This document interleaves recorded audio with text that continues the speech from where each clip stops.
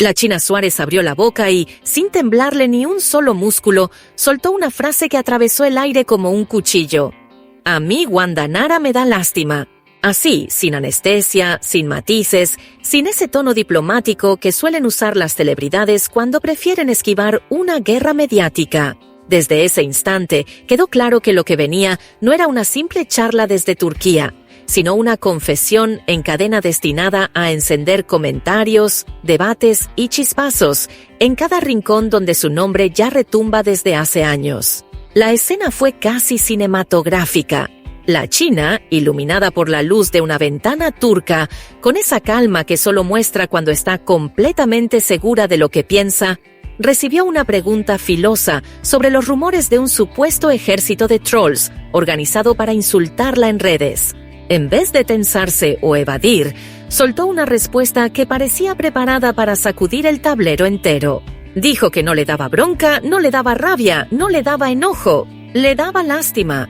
Lástima de que alguien dedicara su vida o su tiempo a perjudicar a otra persona. Lástima de que hubiera plata detrás de algo tan mezquino y cansador. Lástima de tener que vivir pendiente del daño ajeno. Y ese concepto, esa palabra repetida como campana, se volvió el eje invisible de todo lo que dijo después. Porque no venía a provocar por deporte, pero tampoco estaba dispuesta a seguir siendo un personaje mudo en una historia que otros escriben por ella. Lo dijo con naturalidad, casi con ternura, como si hablara de una vecina que aún no superó una mudanza dolorosa. Y sin embargo, la frase cayó como trueno. A mí me da lástima. A Wanda Nara. Para quienes siguen este triángulo de capítulos infinitos, la declaración tenía un peso especial. Desde hace años, el nombre de Wanda vibra cerca del de la China, como si ambas fueran polos opuestos que no pueden dejar de chocar. Pero esta vez, Suárez rompió la regla de oro, hablar sin hablar. Porque lo hizo, sí, pero sin dar el show que muchos esperaban.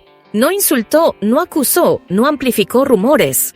Trazó, en cambio, una radiografía emocional del conflicto, una que mostraba desgaste, cansancio y un extraño tipo de compasión que no se ve todos los días entre figuras públicas que comparten un pasado turbulento y un presente todavía más expuesto. Cuando le preguntaron qué haría si se cruzara con Wanda, la respuesta fue casi desconcertante. Nada, no le diría nada, no tiene nada que decirle. No necesita discutir, reclamar, ajustar cuentas, porque sabe que cualquier palabra puede convertirse en titular, cualquier gesto en combustible para quienes viven del escándalo ajeno. Y ella no está dispuesta. Se nota que lo aprendió por las malas. Pero lo más jugoso llegó cuando el tema de la supuesta amistad entre ambas salió a flote. ¿Cuántas veces se dijo que se seguían, se comentaban, se escribían? ¿Cuántas veces se tomó un "me muero" como prueba irrefutable de que compartían más que un intercambio digital?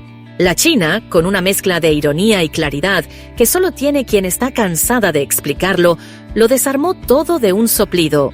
Nunca fueron amigas. Lo que hubo fueron interacciones como las que todos hacían en pandemia, cuando las redes se volvieron una especie de plaza pública improvisada.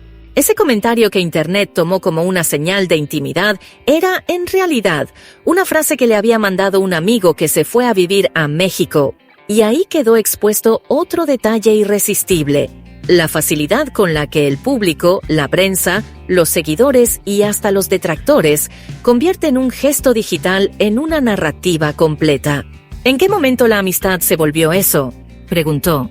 Y nadie tuvo respuesta. Lo interesante es que, aunque ella insistió en que no quería dar títulos, su sinceridad se transformó en dinamita pura. Porque cada frase parecía escrita para generar conversación, aunque naciera de un lugar genuino. Habló de medios que eligen siempre el lado de quien más ruido hace, de cómo la silencian, la interpretan o la proyectan en relatos ajenos. Habló de lo penoso que le resulta ver a personas invertir tiempo y dinero en estrategias de odio. Habló de cómo ese mundo, el de las redes convertidas en campo de batalla, ya no le genera miedo ni enojo, sino una mezcla entre pena y distancia.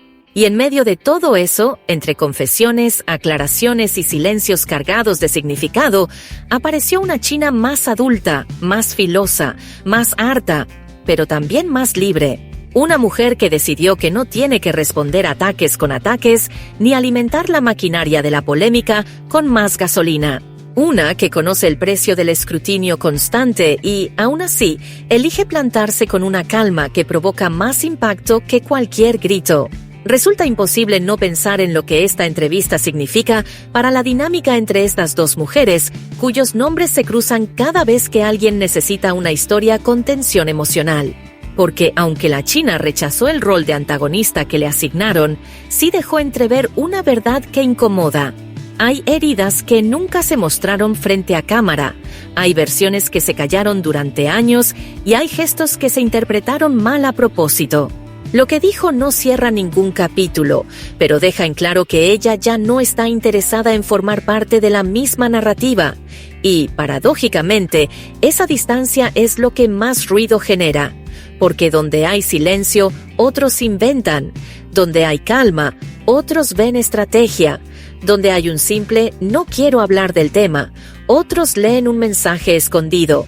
Así, desde Turquía y con una serenidad que contrastó con el revuelo inmediato, la China Suárez dejó caer una verdad incómoda y poderosa. No siente enojo, no siente bronca, siente lástima.